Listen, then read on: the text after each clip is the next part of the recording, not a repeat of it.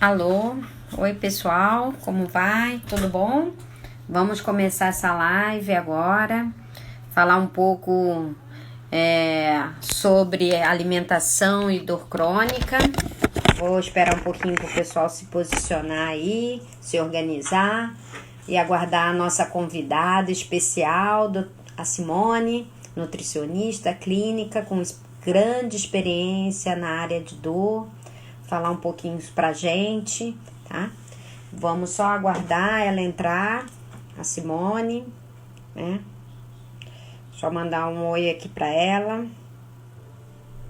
Esperando ela entrar. A Simone não tem costume muito de fazer live, então eu tô aqui instruindo ela aqui para ela entrar, né? Esse tema eu escolhi, né, hoje, essa semana, trabalhar esse tema justamente porque eu percebo no dia a dia o quanto os pacientes com dor crônica, e aí a gente tem pacientes aqui, tem profissionais de saúde, a necessidade da gente discutir um pouquinho essa relação entre alimentação, nutrição e os alimentos e a dor crônica, né? Nós temos muita dificuldade de compreender nesse contexto, né, mais global, dos pacientes com dor crônica e a necessidade que eles precisam ter de mudar alguns hábitos, começando aí, dentre todos os hábitos, começando pela alimentação, né? Então, só tô esperando a nossa convidada entrar, tá? Pra gente começar a conversar um pouquinho. Ela vai falar, ela já entrou, tá? Só um minutinho, aí a gente já começa. Era só solicitar, Simone. Isso. Simone já vai entrar. E aí eu vou apresentá-la, que a Simone já. A gente já tem. Olá, Simone, Oi, tudo bem? Marcia, tudo bem? Bem, querida? Deu certo aí? Deu, Deu, né? deu, foi tranquilo. Bom, Na eu vou prática. apresentar, eu vou apresentar a Simone. Simone eu já conheço já há algum tempo, né? Alguns anos, né, Simone? Sim, A gente verdade. tem trabalhando junto aí na pós-graduação.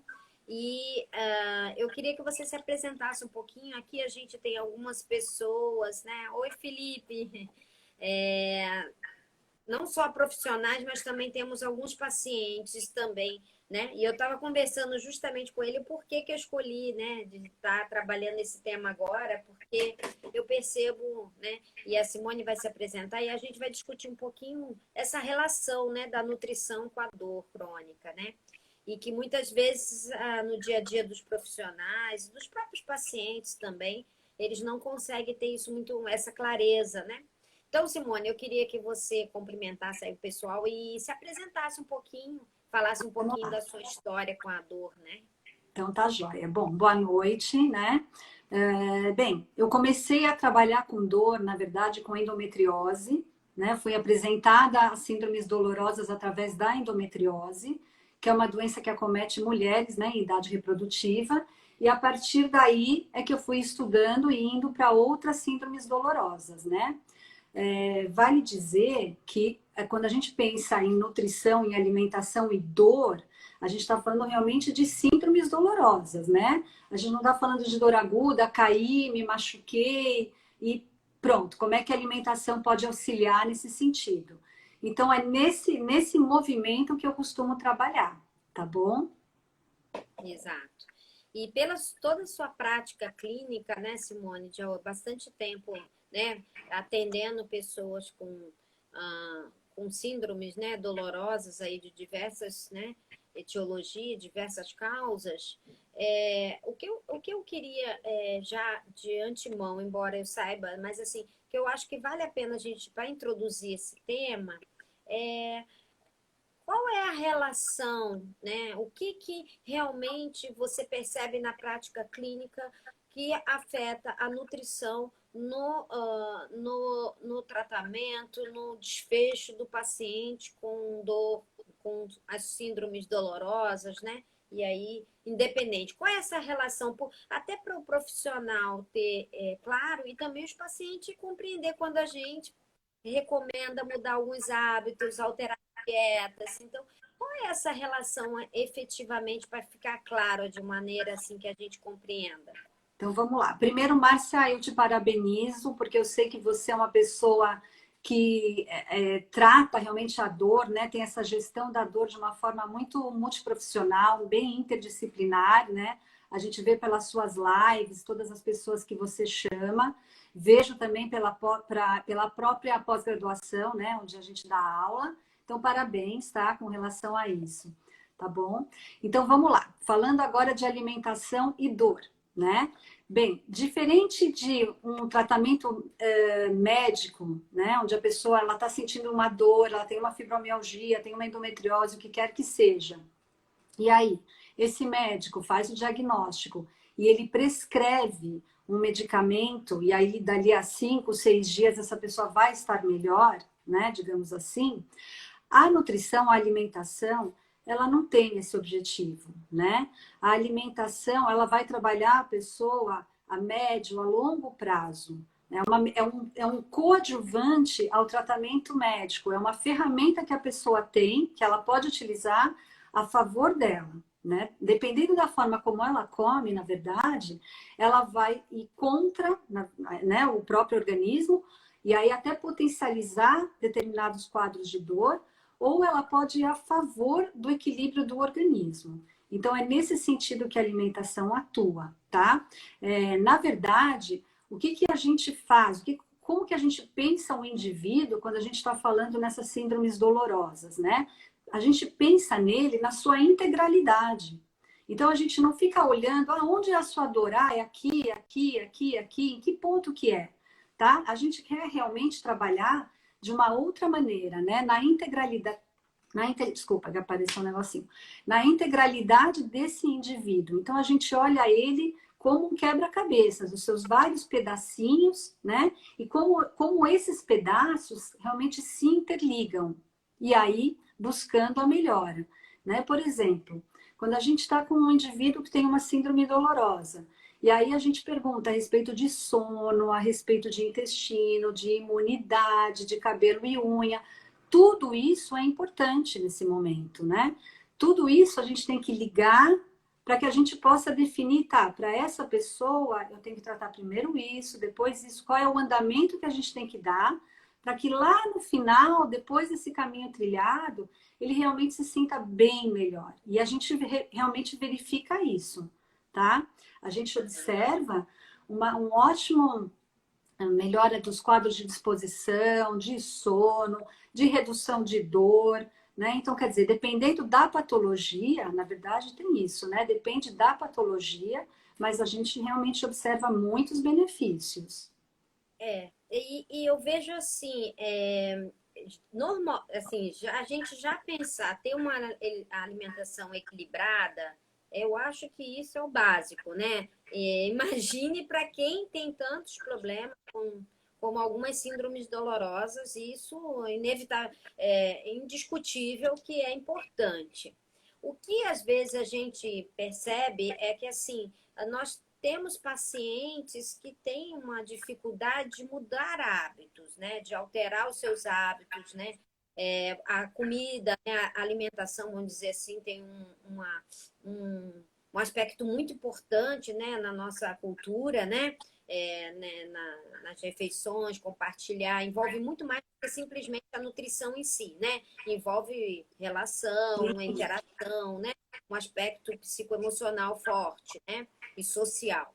Então, assim, como que a gente pode mostrar para os nossos pacientes no dia a dia, aí, quem é físico, não, o médico, o enfermeiro, psicólogo, o que é a importância dessa relação, né? Porque às vezes a gente sabe, a gente lê, os papers estão trazendo isso muito bem fundamentado cientificamente, mas na prática, às vezes eu tenho dificuldade do paciente aderir à mudança do hábito, né? Porque isso envolve comportamento, né?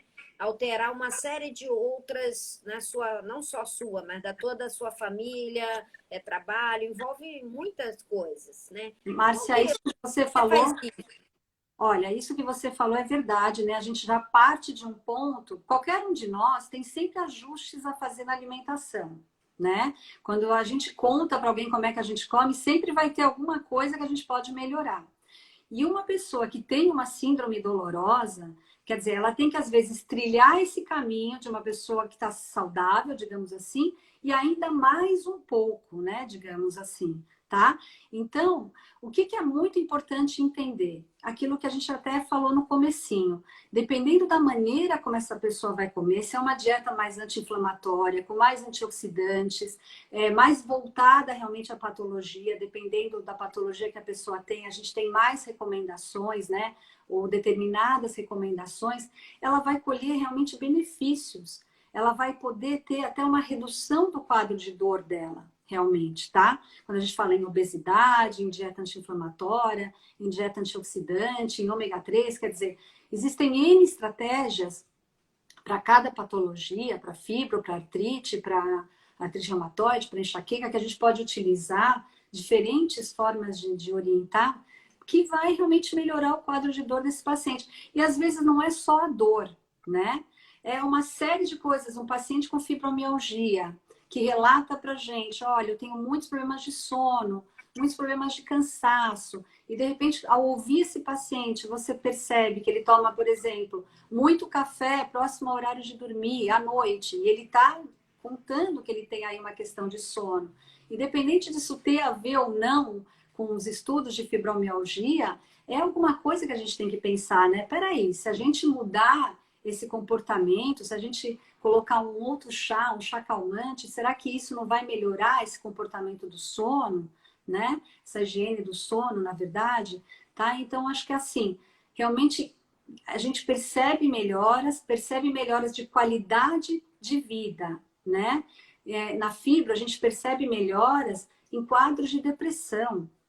E isso que eu estou te falando não é só na clínica.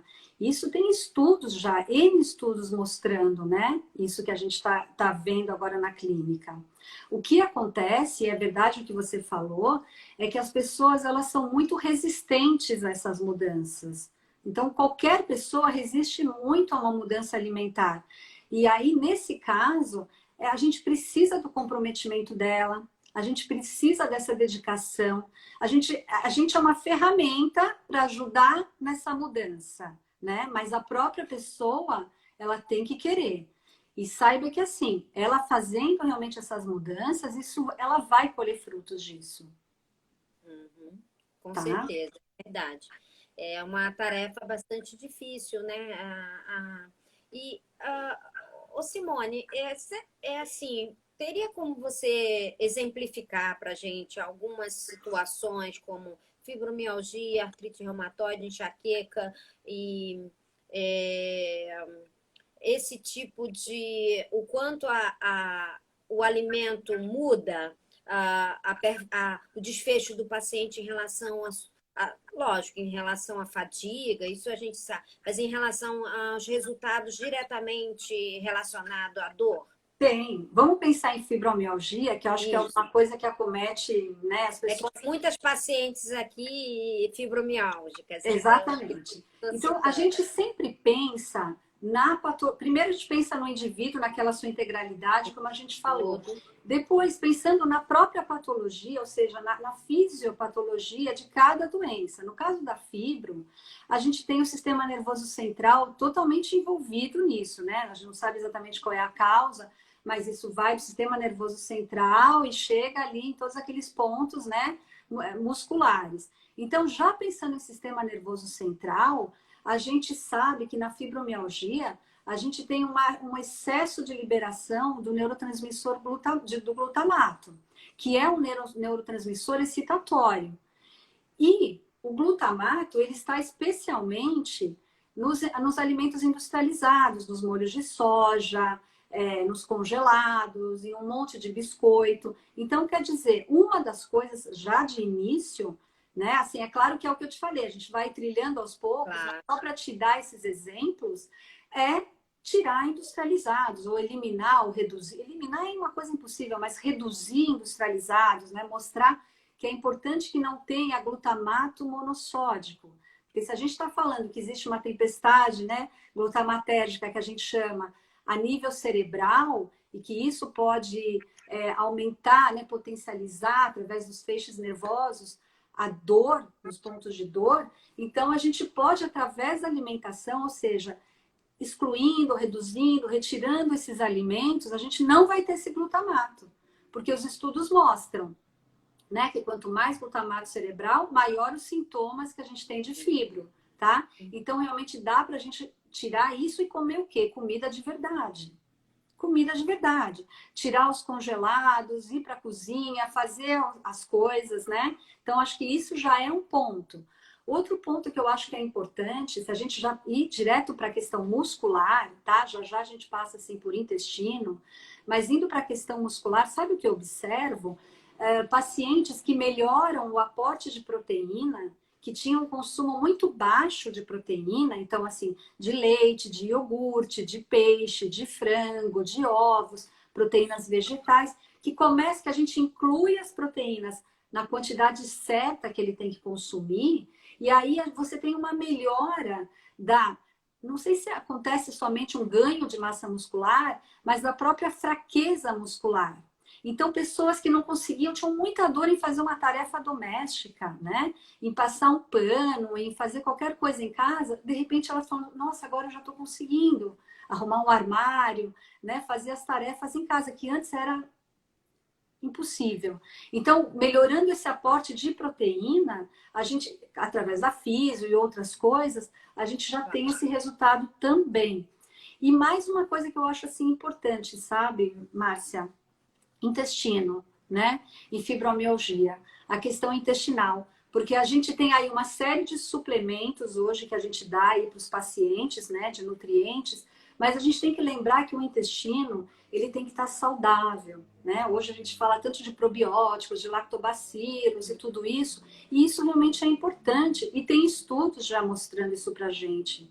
Um intestino saudável, ele é o ambiente para que haja realmente a absorção de todos esses nutrientes. Porque não adianta a gente comer super bem, dar um monte de suplemento para esses pacientes e eles não terem uma boa absorção.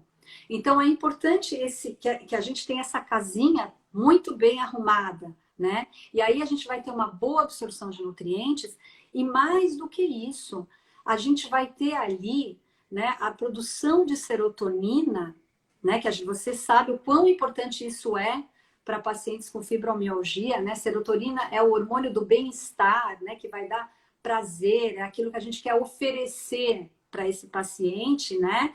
E principalmente quando ele tem uma depressão. Então, hoje existe o eixo intestino-cérebro, né? 90% sai do intestino e chega no cérebro. Então, a gente consegue ali, com uma boa absorção de triptofano, tendo produção de serotonina pelas bactérias que moram ali no intestino, a gente consegue aumentar, potencializar a produção de serotonina a nível do sistema nervoso central. Então, realmente, assim, acho que tudo isso, todo esse quadro, né, no final ajuda esses pacientes. E tem mais uma coisa bem importante, sabe, Márcia? Na fibro, né, especialmente, que eu observo bastante. Para esses pacientes, é importante que a gente veja se tem aí uma intolerância a glúten, se tem uma doença celíaca, porque se tiver uma doença celíaca, se é um paciente que está relatando muitas dores a nível abdominal, né? Que a gente sabe que tem vários pontos de dor, mas dor a nível abdominal. E tiver ali uma doença celíaca ou uma intolerância ao glúten, se você tira, isso melhora muito, melhora bastante, tá?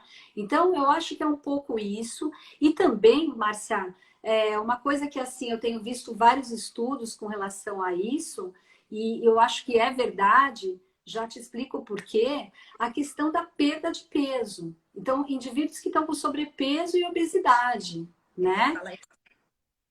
É, Esses indivíduos, se eles perdem, hoje tem estudos mostrando que se eles perdem mais de 10% de peso, melhora muito alguns pontos de dor que ele tem, alguns principais pontos de dor, Sim. né? Então, assim, eu acho que a gente trabalhando cada passinho, como a gente falou, o que a gente chega no final? Melhora da alimentação. Melhorando a alimentação, o que a gente vai ter? Perda de peso, né? Então, assim, é uma coisa liga na outra, né? Você vai se sentir melhor, mais bem disposto, né? Você vai conseguir fazer melhores atividades, né? É tudo um conjunto, né, Simone? É um Uma coisa conjunto e a gente tem que lembrar que a obesidade é uma inflamação subclínica, é né? verdade. Sim, sim. Então, assim, na medida que você tira o indivíduo desse estado, você está melhorando todo o equilíbrio do organismo dele, né?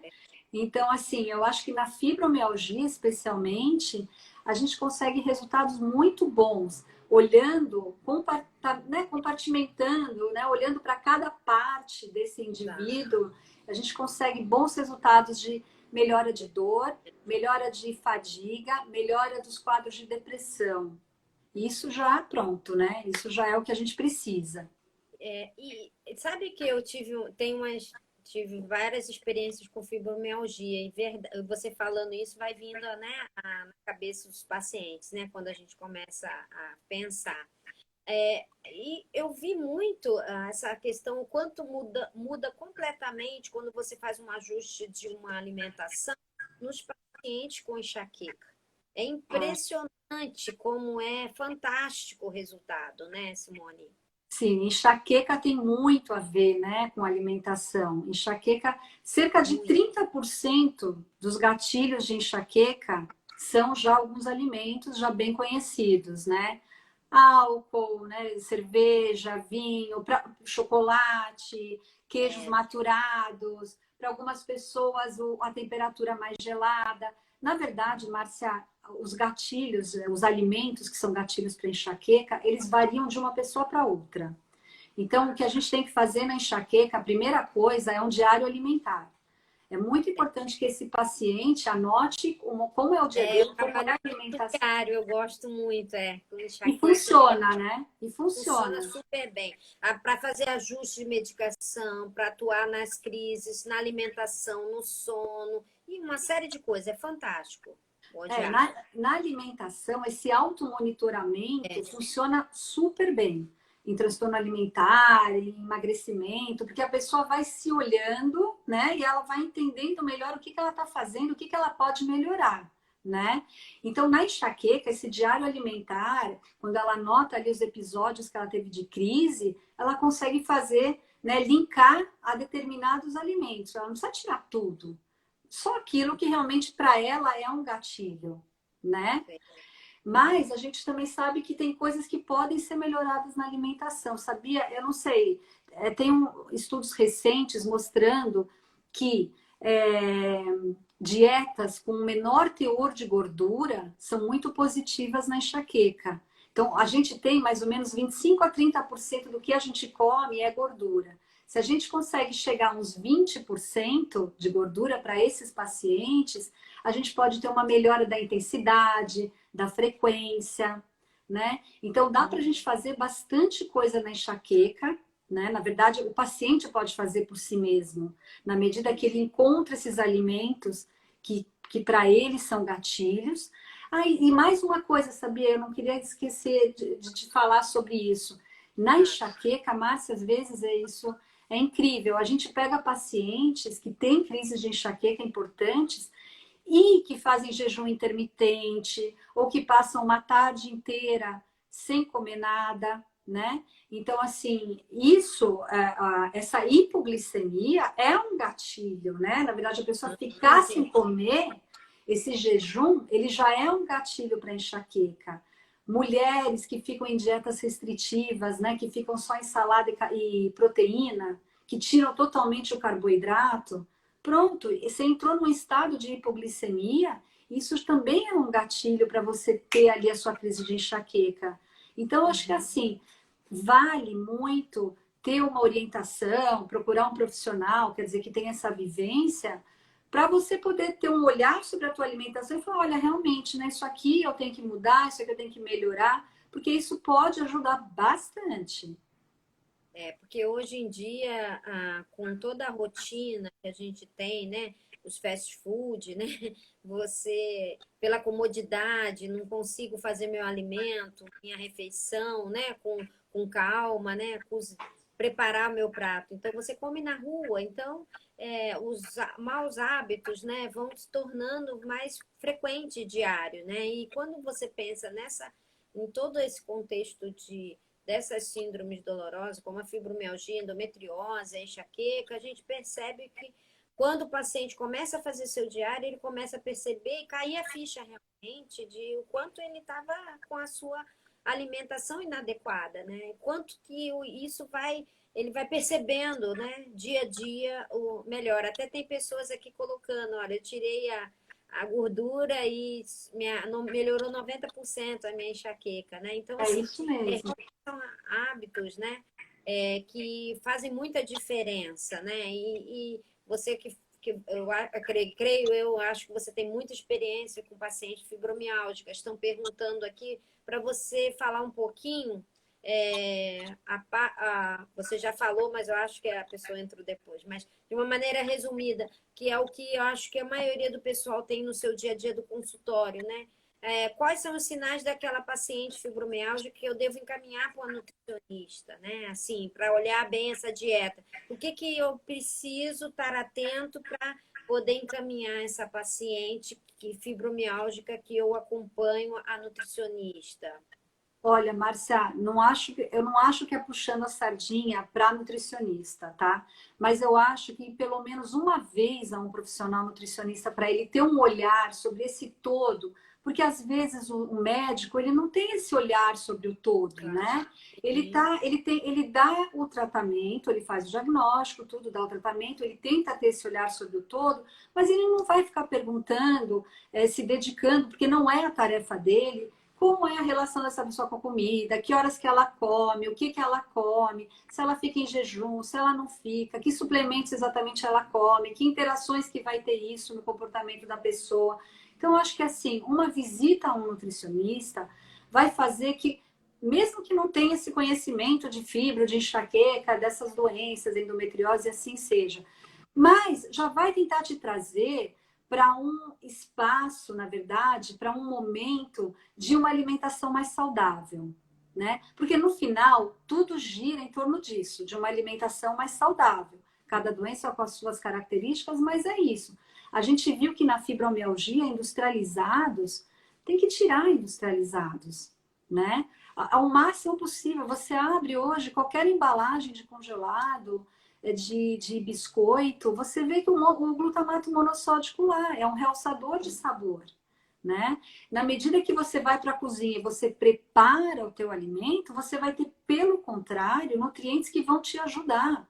Magnésio, zinco, B6, N nutrientes que vão o quê? Trabalhar a seu favor, tá? Então, acho que assim, para um médico, pensando no que ele pode olhar, eu acho que intestino, né? É uma coisa assim, se é uma pessoa que tem constipação, se tem flatulência, né? Se tem alguma diarreia, se fala que, olha, quando eu como muito pão, farinha, pizza, eu me sinto com mais dor na região pélvica, né? Porque isso pode ser uma intolerância, uma doença celíaca.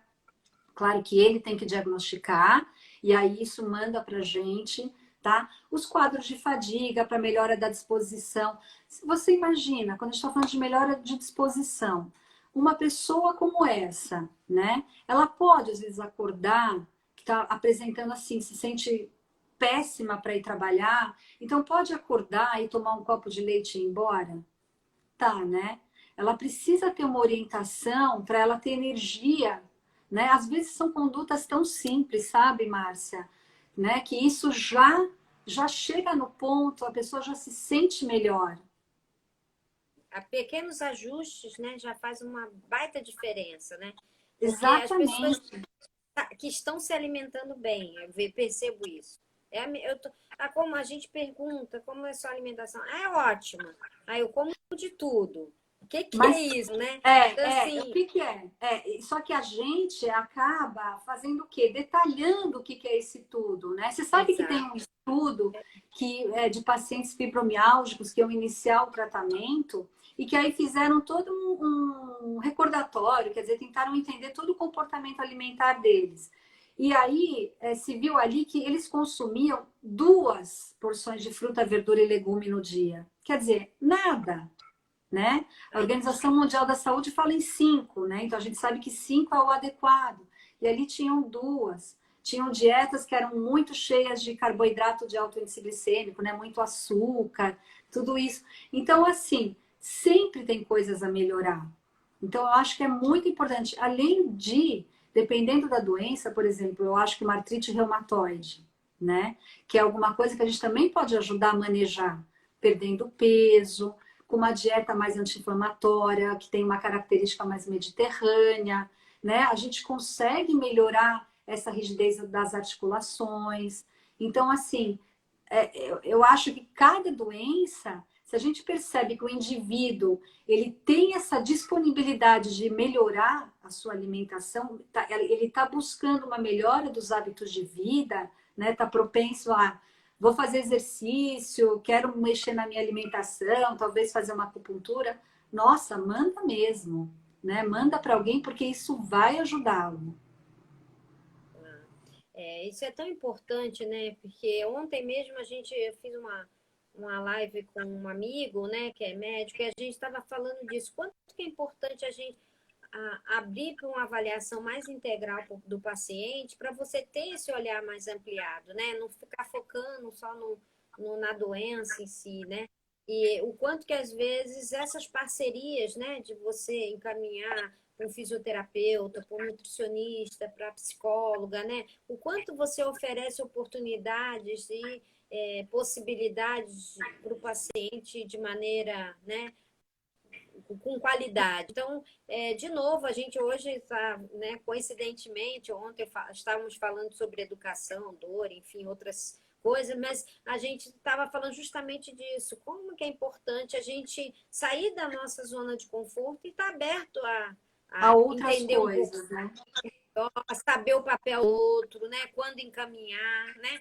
Porque no dia a dia a gente sabe que é corrido, na dinâmica, no automático, seja lá o que for, mas quanto que eu também sou corresponsável com o meu paciente para também ir buscar isso, né? Incentivá-lo a. Porque às vezes o paciente também aqui, o pessoal está colocando, tem resistência, né? Como a gente comentou no começo, né? Difícil. Na psicologia a gente também tem, vou fazer uma live sobre isso, mas como que é difícil a gente tornar o paciente proativo nesse sentido, Nossa, isso. nele querer melhorar, né? Fazer algo por ele mesmo, né? Isso é um Mas, processo Márcia, difícil. eu acho que isso é difícil. Com relação à alimentação, é sempre difícil. As pessoas buscam informação em blog, internet, na dieta do vizinho, né? Em N coisas, mas elas não entendem que elas têm que ver a sua própria individualidade, né? Na medida que você busca um profissional, você está olhando para aquele indivíduo, você está vendo o que ele realmente precisa, né? Não adianta você fazer o que o outro está fazendo. Então, assim, veja só, eu me lembro de uma situação, que eu nunca mais esqueci isso, de uma paciente que ela me buscou, não lembro exatamente por quê, mas o fato é que ela tinha enxaqueca e ela estava iniciando com topiramato, mas, né, que o médico tinha acabado de dar. No entanto, ela fazia jejum, ela não fazia café da manhã. Ela acordava e ia para o trabalho, ia comer lá 10, 11 da manhã. Quer dizer, uma pessoa que está fazendo isso, ela só está potencializando a enxaqueca dela. Para que ela vai tomar esse topiramato, né? Você está esfregando o gelo dessa maneira, né? Faz E eu sentido. acho, não é? E eu acho legal que com terapias, como você mesmo está abordando aí com relação à dor, todas essas terapias, elas podem até fazer com que o tratamento medicamentoso, que tem efeitos colaterais, ele possa ser mais reduzido, digamos assim, né? Minimizado. Uhum. Exatamente, né? E que a gente possa, dessa maneira, utilizar de outras estratégias, que não só o medicamento. Uhum. E não, eu acho que foi bem interessante mesmo. Eu queria agora, para a gente, né, encerrar, não sei se você quer colocar mais alguma coisa, eu queria que você mandasse uma mensagem para quem está ouvindo, que seja paciente ou que seja um profissional de saúde, em relação ao que eles precisam estar atento à alimentação em pessoas ou em quem sente dor e que tenha quadros dolorosos. Olha, eu acho assim, para os médicos, né, que eu acho que é quem, na verdade, tem ali a centralidade do tratamento, eu acho que é isso que você falou, realmente se abrir um pouco a outras coisas, né, atividade física, a terapias, a nutrição, né, na verdade, a gente não, além da alimentação, a gente sabe que existem vários suplementos hoje, magnésio, coenzima Q10, ômega 3, quer dizer, muita coisa que já está muito bem embasada, que também podem ajudar esses pacientes, tá? Então, acho que assim, vale realmente encaminhar para outros profissionais para ter esse olhar, porque com certeza alguma coisa vai poder ser ajustado ali e ele vai melhorar. E é como você falou, acredite, as pessoas não consomem muito pouco verdura, legume, fruta, né? Peixes. Quer dizer, no final, a alimentação é muito deficiente. A gente tem números mostrando que 90% por exemplo, você pega a vitamina C, vitamina E, existe uma deficiência muito grande, né? Um consumo muito baixo diário dessas vitaminas. Acertar, achar o equilíbrio, na verdade, né? E, e para o paciente, eu acho que ele tem que entender que essa é mais uma ferramenta que ele tem na mão, sabe? Para o bem-estar dele, né? Que é mais uma coisa que ele pode fazer. Afinal de contas, ele está 5, 6 vezes no dia comendo. Ele está fazendo essas escolhas, né? Se ele vai comer agora um biscoito ou se ele vai pegar a banana. E aí, se a gente ajudar ele a entender quantos benefícios tem aquela banana, e que a banana também pode ser prazerosa e gostosa, porque eu concordo com você, comida tem que ser gostosa, prazerosa, tem tudo isso envolvido, mas se a gente mostrar que isso também pode ser, na verdade, né? Na verdade, ele vai ter ali mais uma ferramenta de melhora do quadro dele, né? A gente sabe que essas síndromes dolorosas, elas são tão difíceis, né, Márcia? São tão incapacitantes.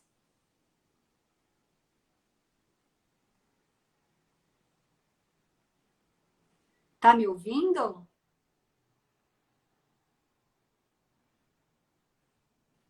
Márcia, tá me ouvindo?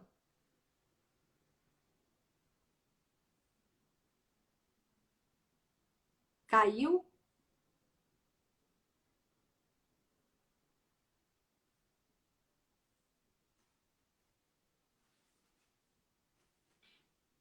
Peraí, eu vou entrar de novo.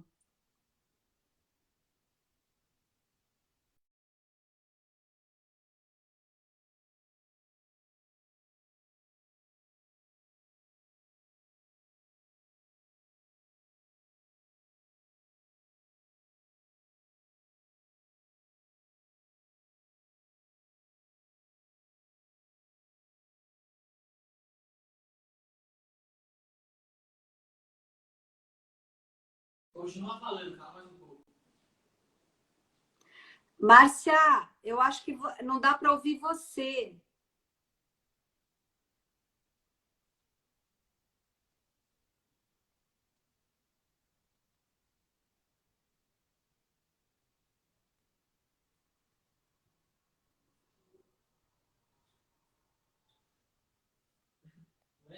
Ah. Bom, Márcia, eu vou ir falando, tá? Porque saiu o teu som aí. Bom, já que eu vou continuar falando, vou tomar aqui, então, tá bom? Então, só falando aquilo que eu estava falando dos pacientes, voltou?